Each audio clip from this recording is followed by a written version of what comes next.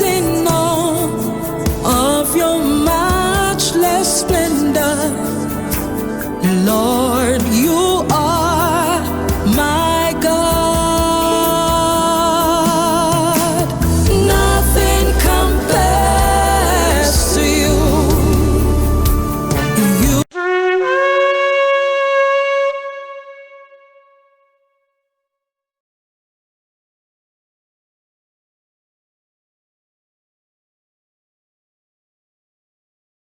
The following Oklahoma's own original production is presented commercial-free by Oklahoma Proton Center.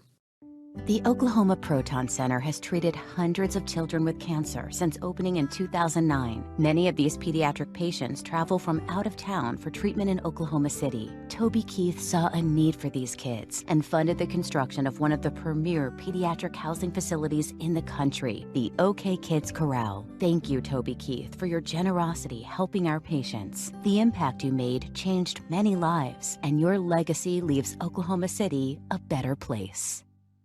Remembering Tobi Keith. Good evening, I'm Robin Marsh. Tonight, Tobi Keith, in his own words. When I interviewed country music icon Tobi Keith late last year, I knew he was in a tough fight with stomach cancer, but I never thought my interview with him would be the final sit-down television interview he would ever give. Tobi Keith welcomed us with open arms to his Norman home. And tonight, we wanted to share with you more of my conversation with the country music star. Tobi was so ready to talk all about his career, his music, his love for Oklahoma, and his faith during the storm of fighting cancer. Thank you, first of all, so much, because I know you're busy, and I just want you to know that we're very grateful, first of all, for you talking with us. But how are you doing today? You feeling okay? Yeah, I feel good. You do? Yeah. You're busy, Tobi. Yeah. You don't stop, do you? Well, I did for 2 years. Well, yeah, and it's been a journey, hadn't it? It is. It's a lot of dark hallways. Yeah. Are you doing okay? I am. How do you maneuver through those dark hallways? Faith. Yeah, you have to have your faith. It's thank God that I got it too, but it's in my DNA. I don't ever remember waking up one day and going, oh, that's how all this got here. It's like, as far back as I can remember, I was born with faith, but it's always carried me through the darkest parts. But he's always there, the Almighty's up being Almighty. He's been riding shotgun, and a lot of people aren't as blessed as I am. This ailment is devastating, and you can sometimes you go and find out you have it. Usually by the time you find out you have it, by the time symptoms show up, it's usually too late, or a lot of times too late. I know a lot of people, so it's been 2 years in October since I was diagnosed, so it's a little over 2 years, and you just you take it a day at a time. It's a roller coaster. And you really have to captain your own ship. You got to get as much information as you can, and we could go on for hours about it, but it's you really have to captain your own ship, and you have to lean on your faith. When you talk about leaning on your faith, has your faith deepened? Can you tell me how? I don't know if it's deepened. I understand it more. How so? I haven't had to lean on it my whole life as much. There's been obviously times that I've had to lean on it more than not, but it's like we take it for granted. We only use it in the dark times. You know the old, you see plaques around that say, how come I looked at the footsteps of my life and you were always walking with me until the darkest ones, and then there's only one set of footprints, and he says, well, that's when I was carrying you. It's that. You take it for granted on days that things are good, and you lean on it when days are bad, and it's taught me to lean on it a little more every day. Have you experienced a peace that passes all understanding? Oh, yeah. Yeah. I finally got to a point in the spring. I was diagnosed in October of 21, and I was going through all the chemo, and the first time I'd been through chemo and radiation surgery. And I just got to a point where I was comfortable with whatever happened. I had my brain wrapped around it, and I was in a good spot either way. So people without faith don't have that. It'd be hard. When you think it's just going to be flipping the light switch off, but it's carried me a long way.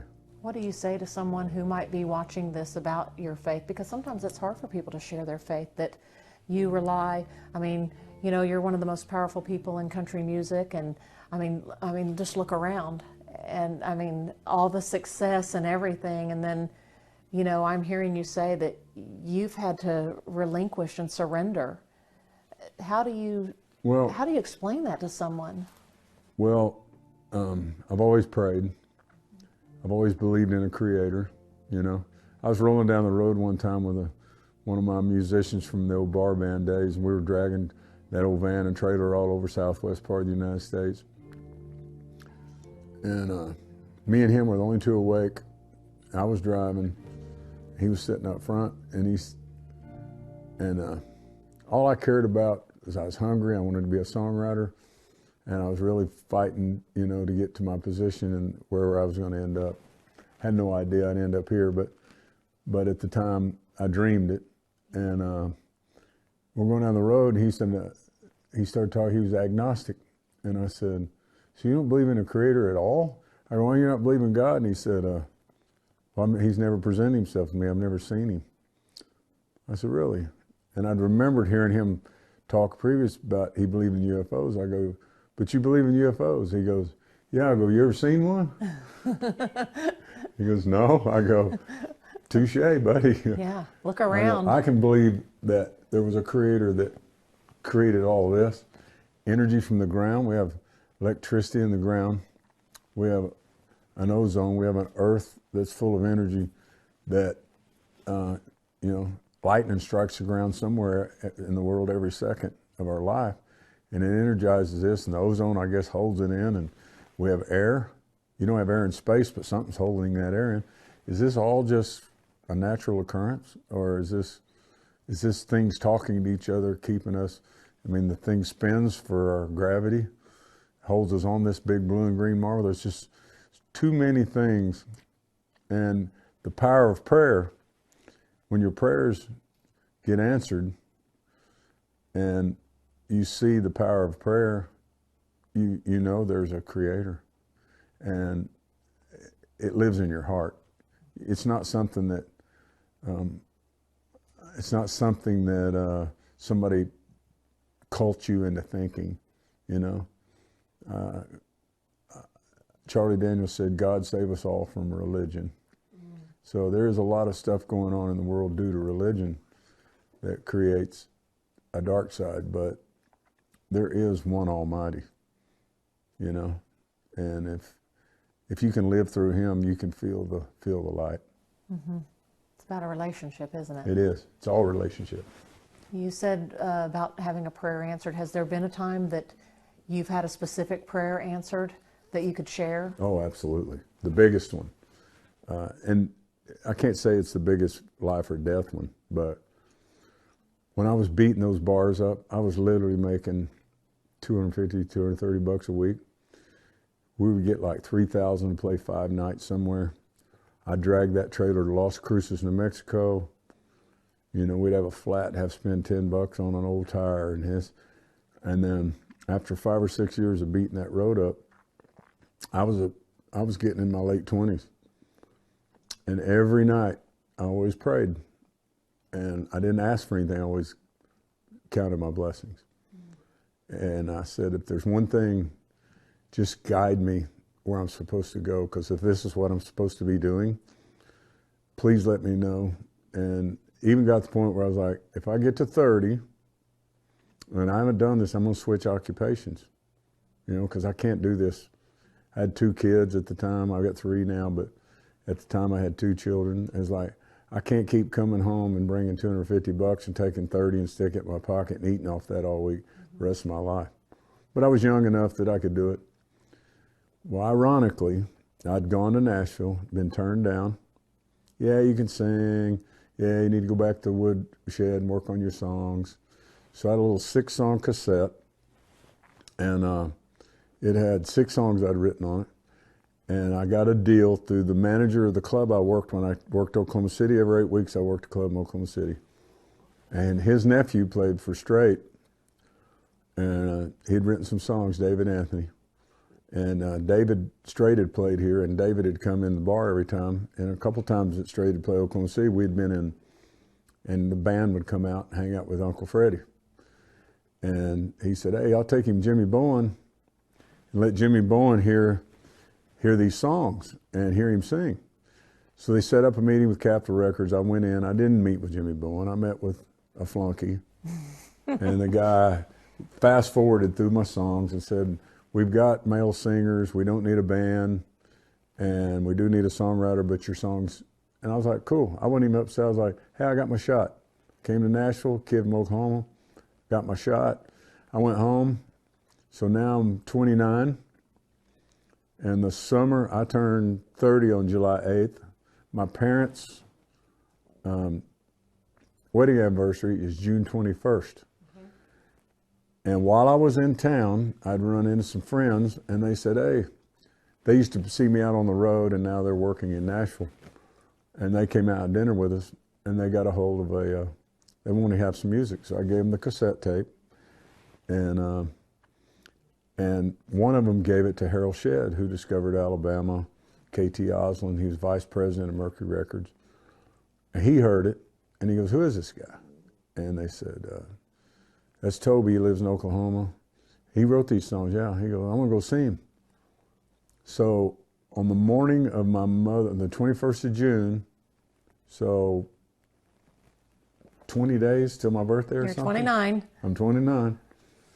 And here for 6 years, this has been my goal, and I'm going to live to it. I've had my shot in Nashville. If I don't have my direction by 30, I may not just drop the ball today and quit because I got to keep some money coming in, but I'm going to look for another occupation. Phone rings. Will you hold for Harold Shedd? I'm like, God, yes. He goes, hey, I'm coming in Friday to hear you play. Can you play these songs? And I said, yeah. Flies in. The owner let me sing 2 45-minute sets of original music I wrote. And do you remember those songs? Oh yeah. What were they? Well, let me tell you the fun part of this story. I had 2 45 minutes worth of songs I'd written, okay? He heard them. They were these 6 songs on this cassette too. So he signed me the next morning. He said, I'm going to sign you to a record deal, and I'm going to produce you. I'm literally days from my 30th birthday. On that cassette that Capitol turned down, should have been a cowboy. He ain't worth missing. Wish I didn't know now what I didn't know then. Does that blue moon ever shine on you? All 3 number ones, top 5. It also had a song called Close But No Guitar. And it had a song that Harold loved, ironically, which is why he wanted to come hear me, called Valentine. And he absolutely loved Valentine. It was never a single, but that's the one that made him come see me. Was that the moment you thought, my life's changed, I've made it? Was that the moment that you thought, oh my gosh, this is, my life has changed? Well, I knew the door had finally been opened, because in the music world, if you're a baseball player and you're playing at Podunk High School and you're hitting 50 home runs and you're batting 450, college will come find you. And if you're at a little college and you develop, the pros will come find you. In the music world, if you go to Nashville, there's a guy like me and everybody else on every corner of the town. Mm-hmm. So in the internet world, you have a better chance of getting heard. Best thing about music business was the internet, social media, streaming, but it's the worst thing too because it's so muddy with the other stuff too. So you've got good and bad getting flooded. Yeah. We didn't have that. So somebody had to open a door for you. You had to, and if I lived in Nashville, I could network and meet and maybe get in a door. But living here, and I wasn't going to live, I never lived in Nashville. I always stayed in Oklahoma. I didn't move out there. So I thought, if I'm going to do it, I need to do it here because this is where my roots are. Well, as it goes on, I knew I had the deal, but it ain't up to us. It's not up to us whether we're going to be successful. It's up to the listener. You know, what can I put out there that they're going to make them want to pull over and stop and buy this? Mm-hmm. And my first big glow of wow was they put me, my first tour out was me and Shania Twain and a guy named John Brannon, and they were arguing amongst the label heads of who they wanted to put out as their new artist. And Harold had promised me a year and a half. He said, I'm gonna have you out, I'm gonna give you a year to work on your album. It's gonna take 6 months from the day you sign me to get your contract signed. I'm gonna work on your album a year, and I'm gonna put you out in January of '93. I said, okay. Well, by that time, the president had been fired. They brought another guy in from New York. Harold had signed Shania, and this guy liked Shania. He didn't like me, and he liked this other edgy cat named John Brannon. So they're arguing over who we're going to put out, and Harold's the vice president. He goes, I promised this kid a year and a half ago. So they agreed to combine both budgets, put us all three out, and say, we're going to call it the Triple Play and send you guys to major radio, major cities. You're going to have one band. You're each going to do 30 minutes. And everybody agreed to do that. So we went in. We put the 3 30-minute shows together. We all got along. And at the end, the president comes in. He goes, you're opening. You're opening. Shania's in the middle. My guy John's closing. So I was mad. I was like, so I went to Harold. I go, I want to knock him out. And he goes, don't worry, pal. Just do your thing. It's going to take care of itself. We did. We left town. We left Nashville, headed to Louisville. And the bus had 2 lounges on it. So it was me, Shania, John, a road manager, his wife, 6, 8 bunks, and a lounge in the back front. And we're rolling. We get to Bowling Green, Kentucky. Shania's in the back, listen to the radio. Me and John are up here getting to know each other. She comes screaming up the aisle, oh my God, you're on the radio. And we all ran to the back, and should have been a cowboy, just blaring on Louisville or Bowling Green radio. The first day that we rolled out, and I was like, first time I heard myself on the radio, I was like, yeah, y'all get you some of that. Your opener's getting some airplay. So we made it about 6 shows, and that song was so popular and blowing up the charts. And finally John came to me and he goes, I want to open, you need to close. And I said, and I was so mad at Luke, I said, no. I said, I'm not going to do you like that, John. He goes, well, everybody stands in front of the stage till you, Shania, get off. And he goes, then no one's out there for me. He said, if I open, they'll at least be standing in front of the stage. And so Luke called me, he said, he had to eat crow, you know, he had egg on his face. He goes, I need you to switch to the front. I said, no, a deal's a deal. I'm not doing John like that. So a couple days later, Harold flies into North Carolina. We're in Charlotte, and he goes, I need you to do me a favor, pal. I said, yeah, what? Anything, Harold? He goes, I need you to close this show. I said, oh, sure, for you, I'll do anything. But that's how hard I was to work with, you know. I had so much pride, and I was like, you guys are going to treat me like this, and then I'm going to outrun you, and you're going to turn around and... You've been running ever since, haven't you? Yeah, that's right. Oh, my gosh. Okay, so that was what you said, like January of '93 or so? Mm-hmm. Okay, so you did the Channel 9 song in November of '93. Uh-huh. So you were on your way. I had a couple of hits. Yeah, so can you tell me about the Channel 9 thing? How did all that come about? Well, you know, we'd seen Reba do it forever, Yes. you know, and so it's like hearing the B.C. Clark jingle every Christmas. It was like when Channel 9 came on, you know, and my family was raised up watching Gary England, so we have so many storms here. It's like Gary England's the man. We still do it because, you know, it's like we've been taught when the woolly booger gets here, it's time to go in the radio. You better get on Channel 9, you know, because the technology and how innovative he was. But so we would hear that jingle, and all of a sudden, out of the blue, one day they called me and they said, "Hey,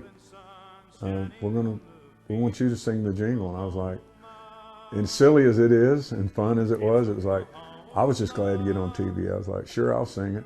It's the spirit of Oklahoma, and the best is yet to come. TV 9. That was 30 years ago. It was 30 years ago. Do you remember how much you got paid to sing that jingle? Probably nothing. I don't remember. It didn't matter. I was going to do it anyway. Oh my goodness, how far you've come. You have a big show coming up in Las Vegas. Mm-hmm. And with COVID, it was kind of, no one could work. And then you got sick. and that was a little bit of a derail for Yeah. sure. And you know, you're still fighting through things, but you're like, I'm getting out there and performing. I watched that Instagram thing, and I was like, you go, Toby. Hey everybody, this is Toby Keith. Making a big announcement. I'm doing a little deal, and thought I'd start in the great Las Vegas. Be at the MGM at Dolby Live. I was going to sit around here and do nothing like I have been, or get up and go outside and don't let the old man in, you know what I mean? Tell me about how all that came about. Well, I started, when I started feeling better, it's like cancer's a roller coaster, so it's like you just sit here and wait on it to go away. It may not ever go away. And if it goes in remission, it's still gonna be in the back of your mind. You're still gonna have to do scans and stuff. But it was like, I'd jump up like in Cabo with Sammy Hagar, I'd get on stage with him. And I was like, I can sing, it didn't take that away from me. And then I've got the Hollywood Corners out here, my roadhouse. So in the summer I said, tell the bands that are there this weekend that they're paid, but they're not working.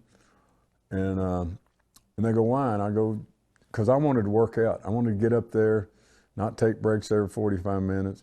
We probably do 2-hour shows on the road. I wanted to do a 3-hour show each night, just see.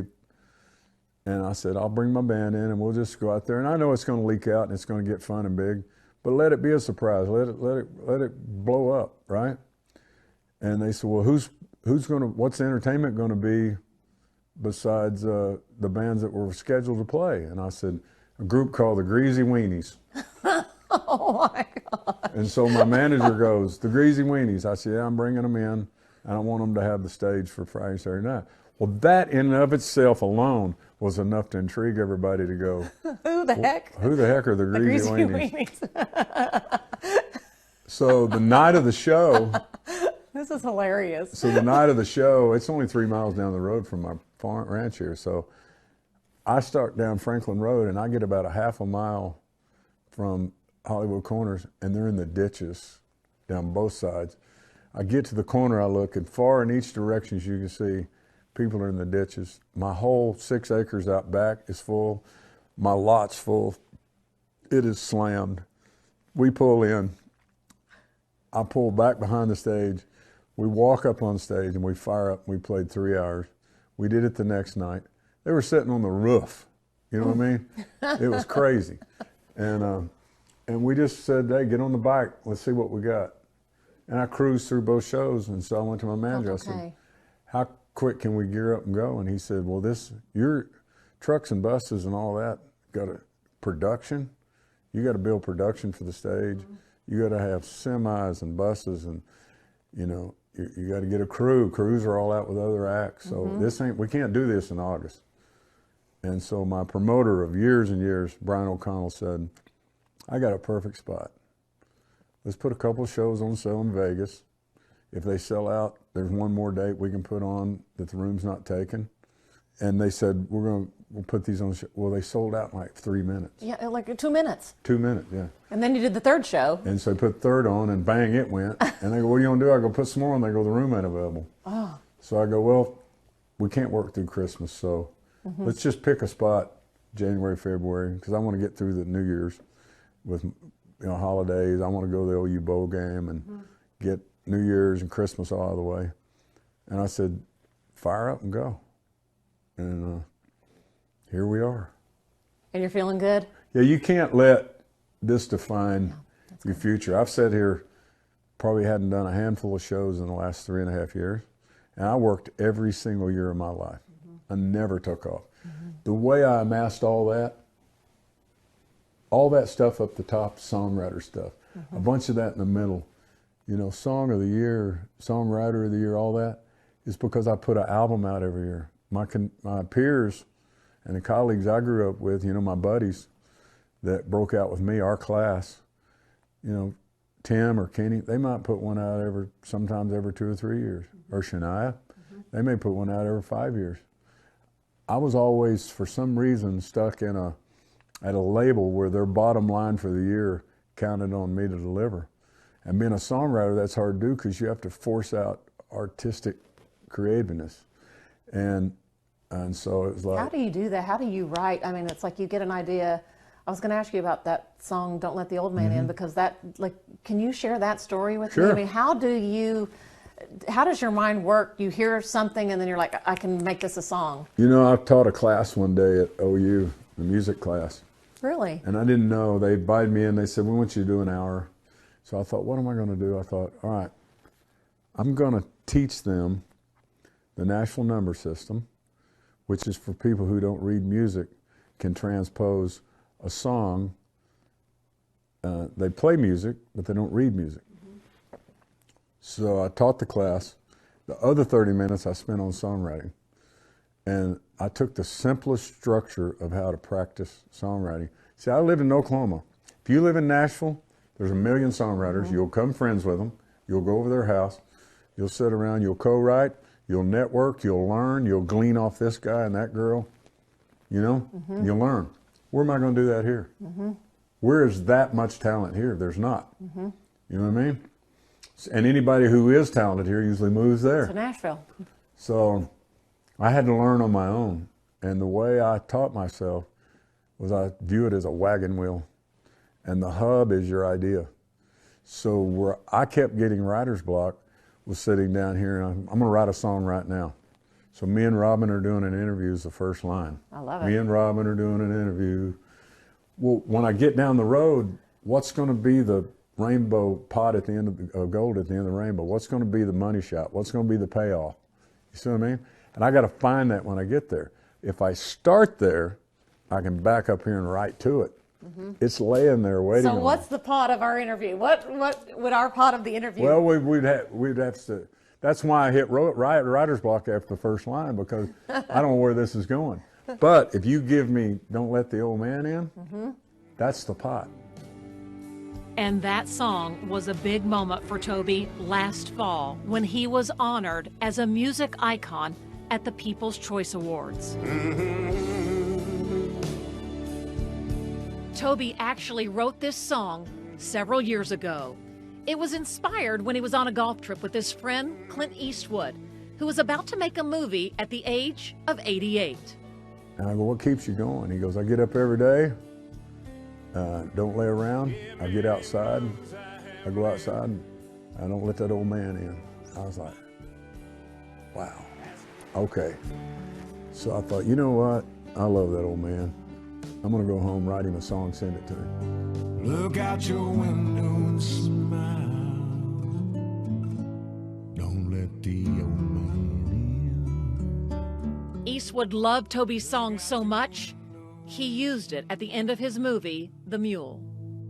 Don't let the old man in. What's your favorite line from that song?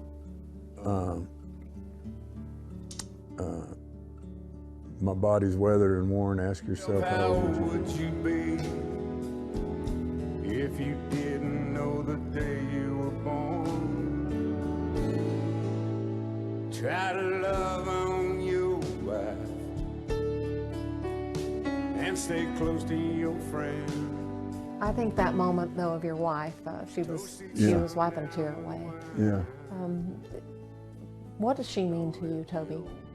Oh, she's been a trooper. She's the best nurse. She absolutely, the first time we went to Houston, the hospital, she stepped right in and she just took control and said, we got this, let's go. So she's like, we're gonna get this, and don't worry about it.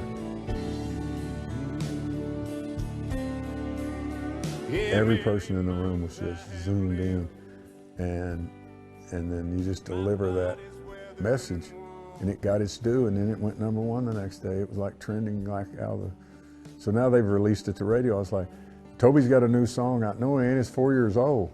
You just didn't hear it the first time because they didn't play it. And your life was in a different time then, and so... The moment was perfect. Yeah. But it found its home. But don't let the old man in.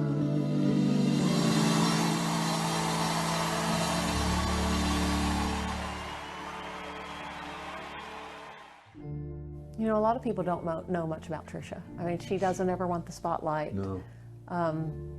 What would you say Why do you love her so much? It's hard to stay with somebody this long. Yeah, how long have y'all been married? Be 40 years next year. Really? Yeah. Yeah. It's crazy. But, I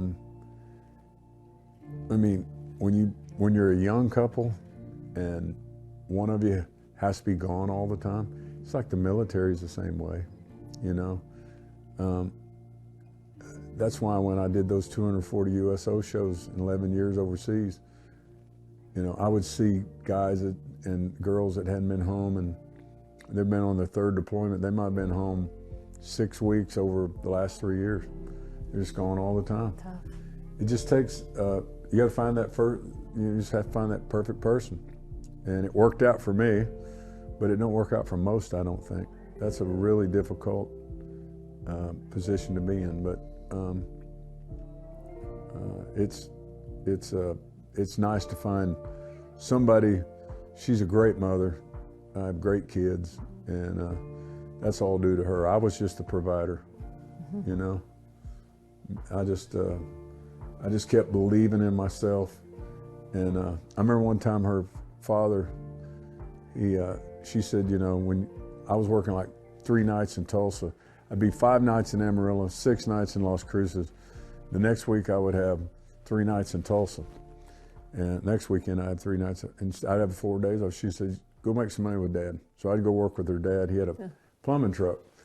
And he goes, you know what, you're a pretty hard worker, kid. He said, if you ever quit this music thing, he goes, come over and work for me, I'll put a second truck out.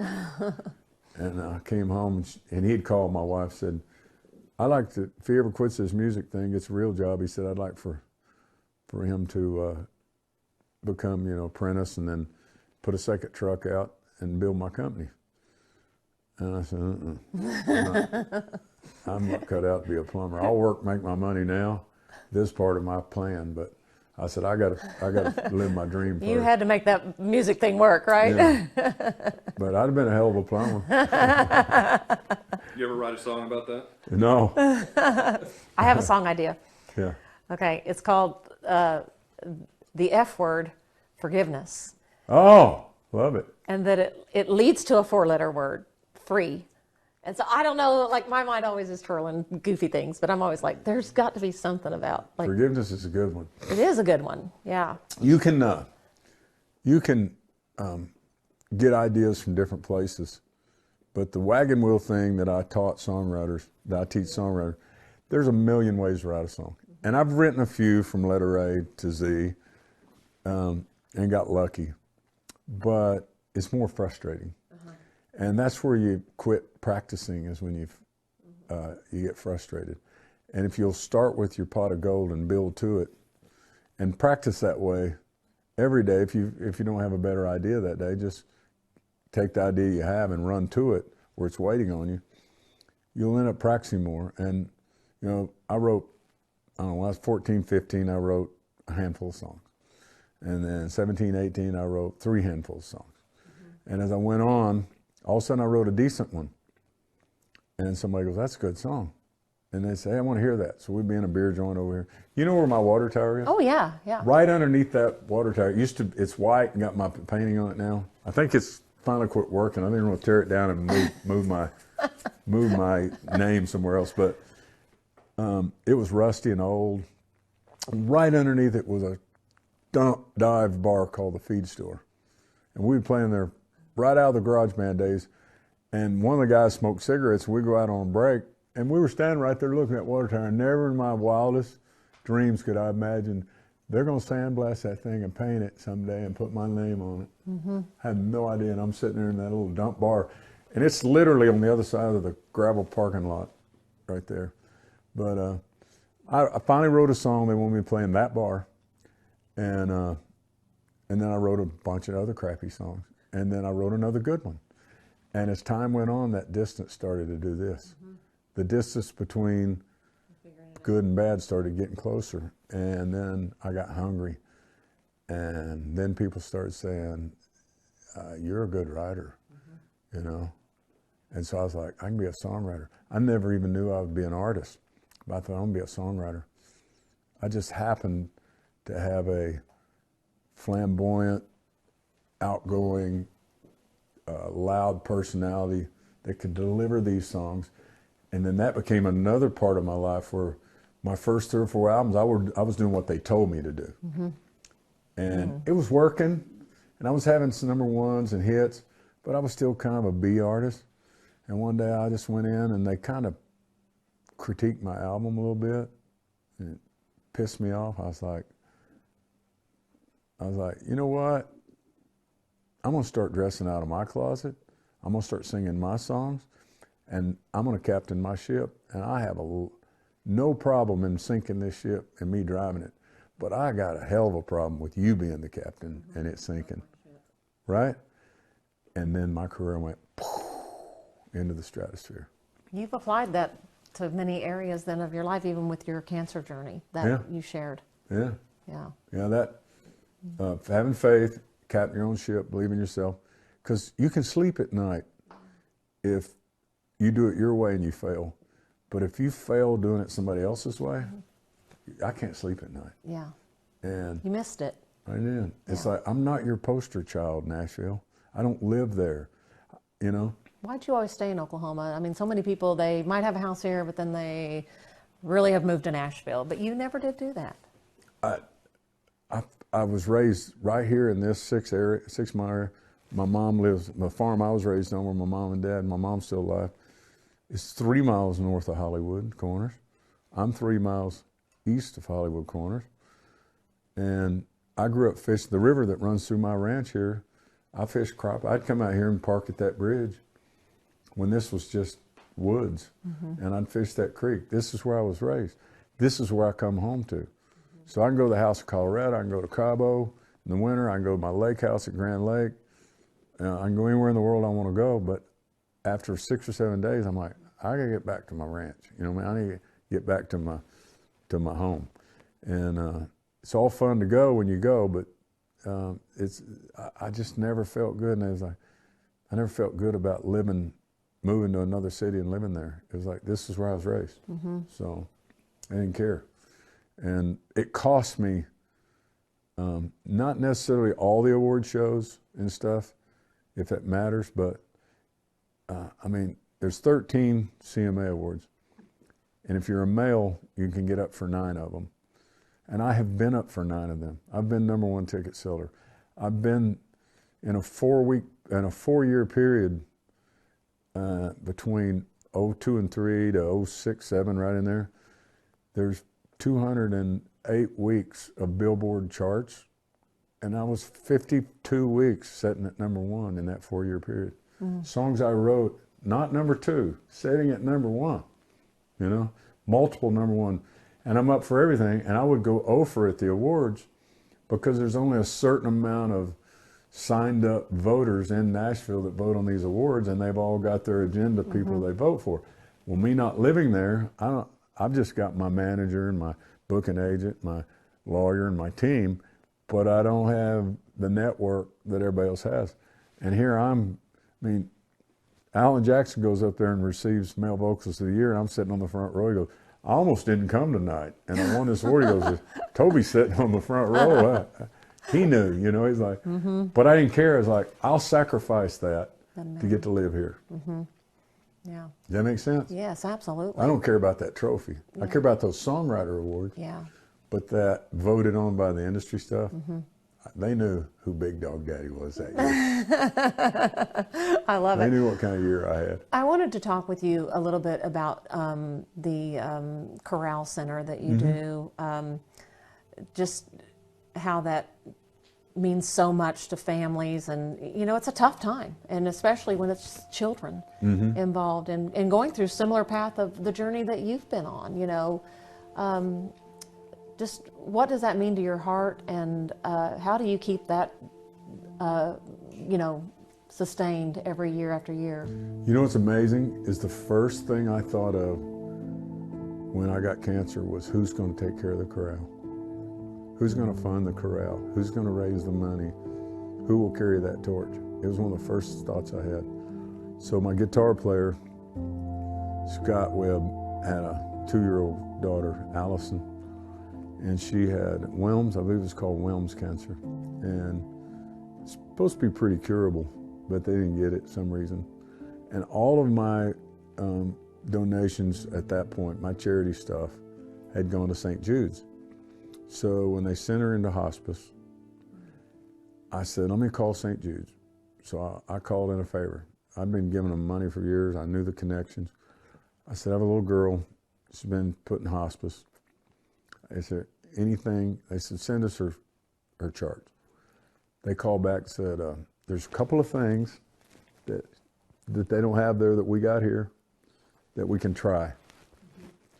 I told her mother didn't wait 5 minutes. She threw Allison in a car seat and drove to Memphis on a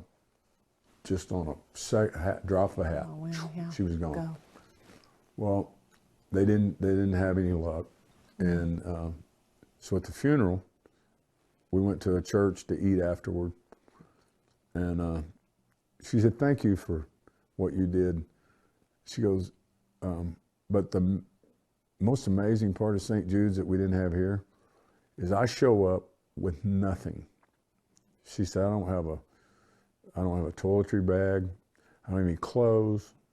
I don't have much money. I didn't grab anything. I just grabbed Allison and thought every second counts. And I hooked it to Memphis. Well, if I'd have knew she was going to leave right then, I'd have stuck her on my plane and sent her. But as soon as I called her, she was gone before I even could call her husband. Mm-hmm. She took off. And she said, the amazing thing, I got there and they put me in this house and I didn't want for anything.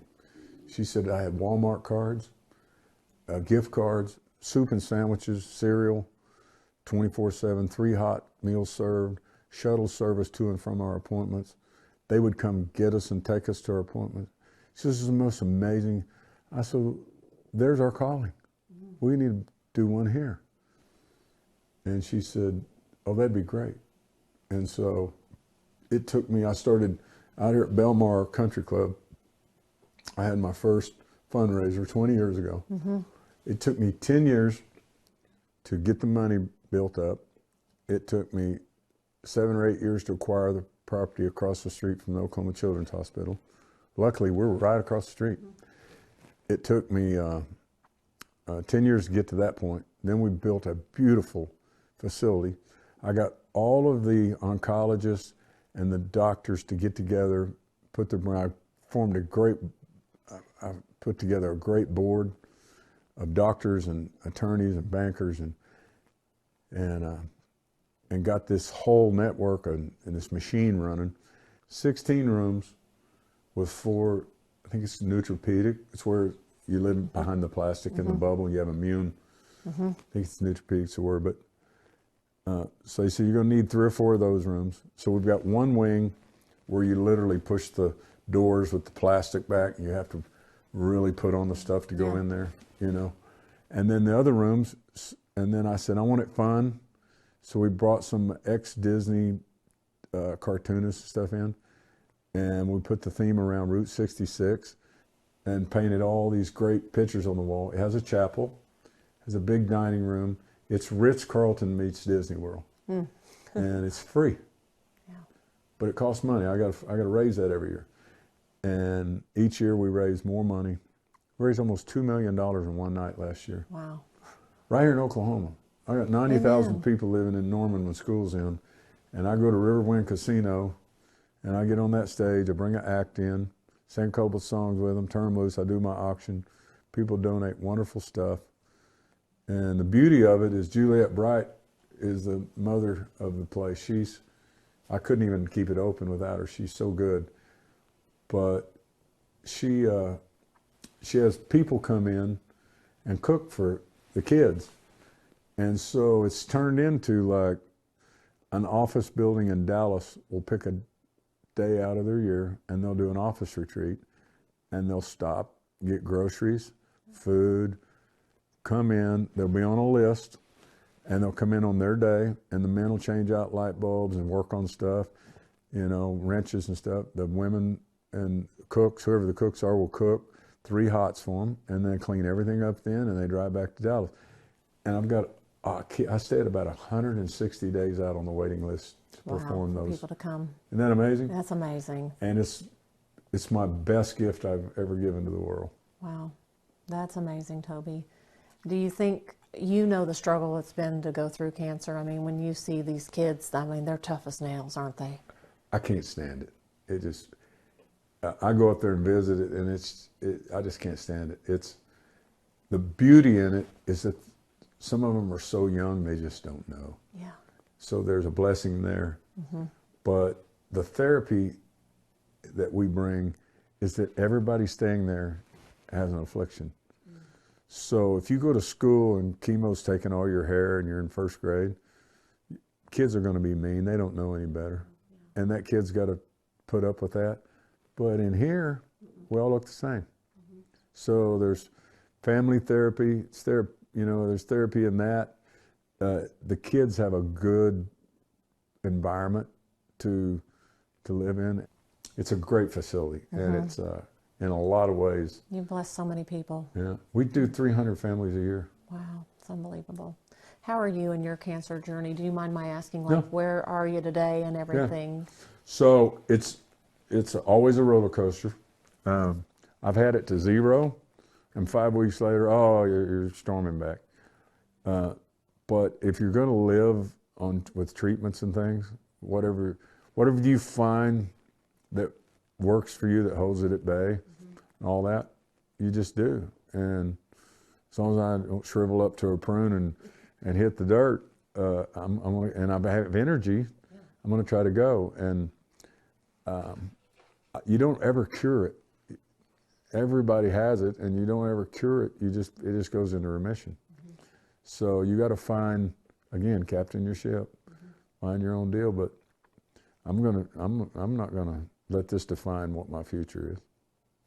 Anything else you want to add, Tobi, that might be important just for people who are going to watch this? Well, I would say, again, I can't, for people that are watching, cancer's an island that sits out in the middle of the lake with other islands, and we know that's Cancer Island. So you take your boat, you don't even really want to look over there. You just want to act like it don't exist. And when you wake up one day and you're shipwrecked on that, there's a lot of boats on that island. And you find out how many people really have cancer. And you just need to, I would tell anybody to, especially if you're given a second chance to fight it. Some people don't even get that opportunity. You just walk in, they go, oh, good news, bad news, Good news is you won the lottery, bad news is you're not going to be able to spend it, that kind of thing. And doctors are like mechanics, Go in, I got a leaky muffler. My muffler's making a sound. Yeah, your transmission's out too. So if they scan on you long enough and they look at you long enough, they're going to find stuff. And you're going to get second opinions and third opinions, and they're not all going to sound the same. And it makes it really difficult to the average person, especially somebody who don't have my resources. I don't even know, I've got the best resources in the world. Most people don't have those connections and resources. But all I can tell them is you really have to get in control of your ship. You have to be as well-read as you can be, and do what's best for you. And it ain't always chemo. It ain't always radiation. It ain't always surgery. And that's the protocol. But that's what they tell you to do. And that don't mean that these doctors and these physicians and these scientists are trying to kill people. I'm not saying that. What I'm saying is everybody's taught in medical school, residency, and they're placed in residency, and then they're practice. They've got their own book of how they were taught, just like any other class in school. And there's good ones and bad ones, and they're all working. And it's a tough road to weed through. But if you have faith, lean on your faith, make the best decisions you can for you, and never give up. Just keep on cranking at it. You've had some really good friends. Bob Stoops is, it seems like Bob and Barry and Becky and have kind of been on this journey with you. What does that close-knit of friends mean to you? Oh, the love that poured out from the whole world. when I announced it, was overwhelming. At first, I was like, I didn't know anybody really cared that much, you know. I see somebody post something, I don't just drop to my knees and start praying for every single story I hear. But boy, it sure felt like that when I did it, you know. They directed it right at me, so I've always dealt with it. I always take for granted how big my fan base is. Mm-hmm. I've always called them warriors, and I kind of take them for granted, but they always show up. So when I first got in the business 30 years ago, you know, I took on haters like a wounded grizzly bear. I'd go get you. You know what I mean? I'd say, come on, bring it. Let's go. I got a platform. You know, what have you ever done to change the world? Mm-hmm. And as you get older, you're like, You remember when Bosworth sold the shirts at the Denver game? And all the Denver people were wearing the stamp out Boz shirts and then found out he was selling them outside? It's stuff like that makes you go, you need haters. They make you a lot of money, and they embolden and empower your fan base. You know, the people who love you are empowered by haters, and when you embrace that, it's like watching wrestling on TV. You got a heel and you got a good guy, and the only way to make the ratings go up is to make the good guy jump over here with the heels and create something like, you gotta be kidding me, Hulk Hogan's over here with these guys, you know what I mean? Yes. It's like, that's the way they make their money. It's like, and when you learn that and you've been around long enough, then you just smile at haters. You're like going, oh, I'm getting so paid right now. I love it. Hey, hang on a second.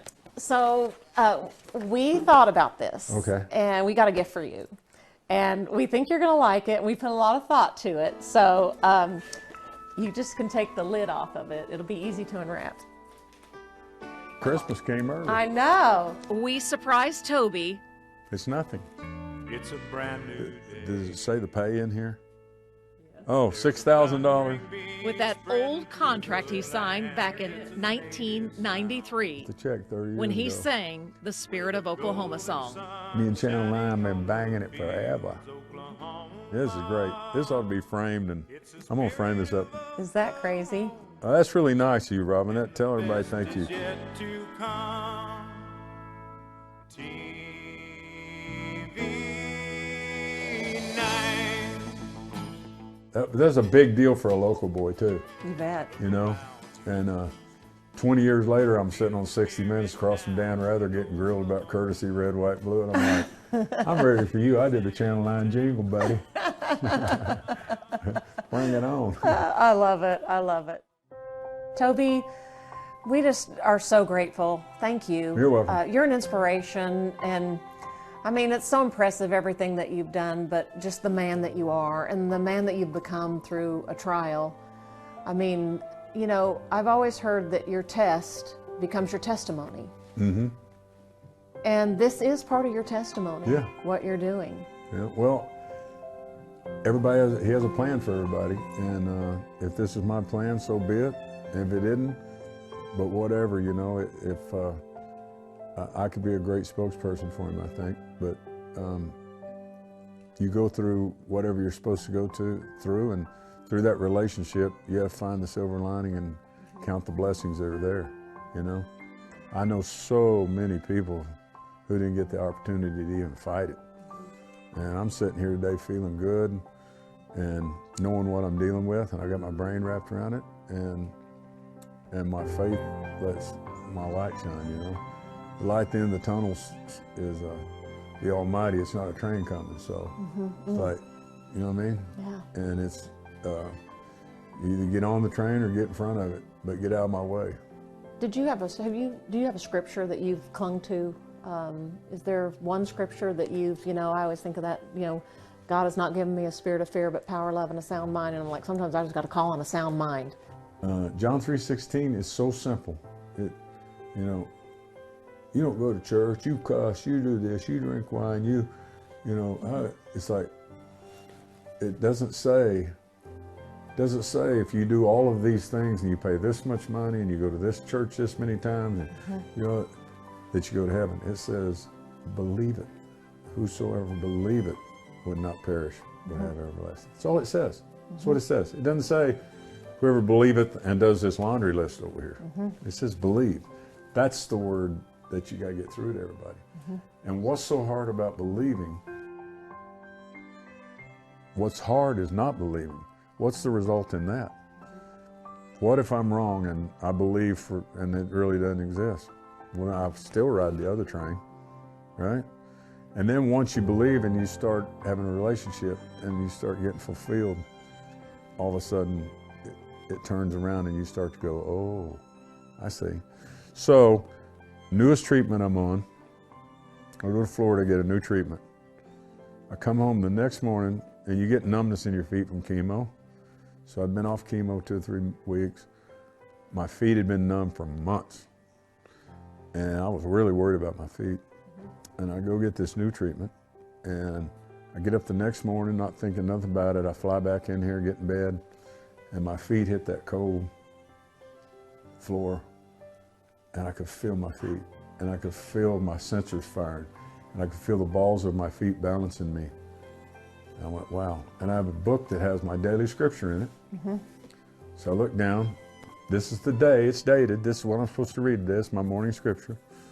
And it says, now that you've chosen the path, the road less taken, trust in me in your direction, and my light will shine on you. That was my scripture for that day. Wow. Now, if I'd have went Tuesday and Wednesday, that scripture would have been that day. It wouldn't have said that. Yeah. But the day I was chosen, and I looked at the other scriptures around it the other days, none of them applied to this that day. one. But this day it said, and I went to Florida to get a new treatment, come home, overnight I can feel my feet, and it made me go, wow, this is the best my feet have felt in over a year. Wow.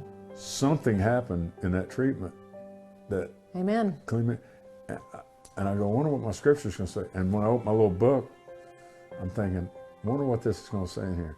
And that's what it said. So, God orders your steps, doesn't he? Yeah. Yeah.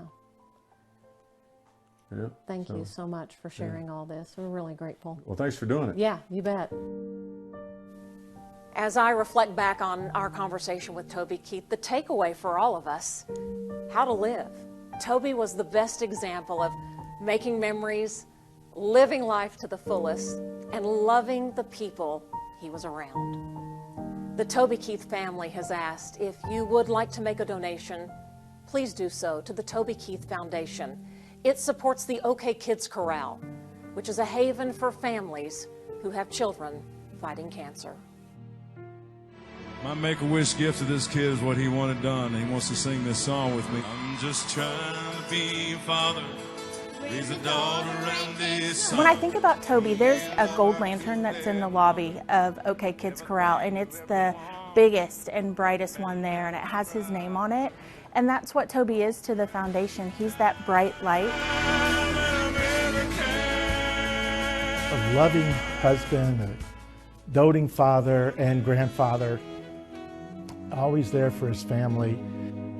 Got the news on Friday morning, but a tear I couldn't find. If he spoke to you, it had something to do with you, and whatever he said, you can book it. It's not made up, it's sincere, and it's the way he thought and felt. Everybody can really see a part of themselves in him and his music. A great artist, and I always respected how he did things his way and didn't care what anybody thought. Tobi taught me not to prejudge a guest and to have my intention, but to keep my eyes open to the reality of who they are. And for that lesson, and for a lot of other things, I'm always going to be grateful.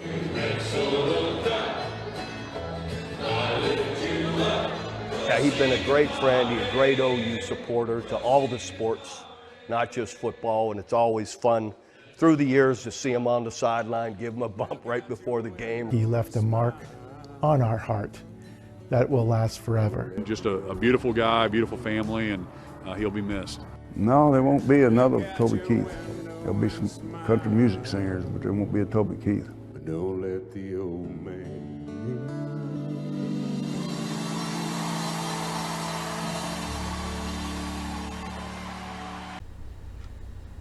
I hope you've enjoyed this presentation of Do You Believe?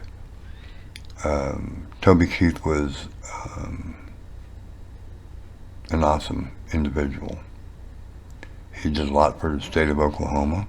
this is his home, and he loved the people. He was a people person. He loved kids. That's why he started the foundation. That's why he built the Oklahoma Kids OK Corral, or what, I think that was the name he said. But he was more than just a country singer. He was a native Oklahoman who loved Oklahoma, who loved his kids, who loved his family, and who loved kids in general. He was a God-fearing man, and he will be tremendously and deeply missed by those who he knew and those who loved him for his music and for the kind of person he was. Thanks for watching.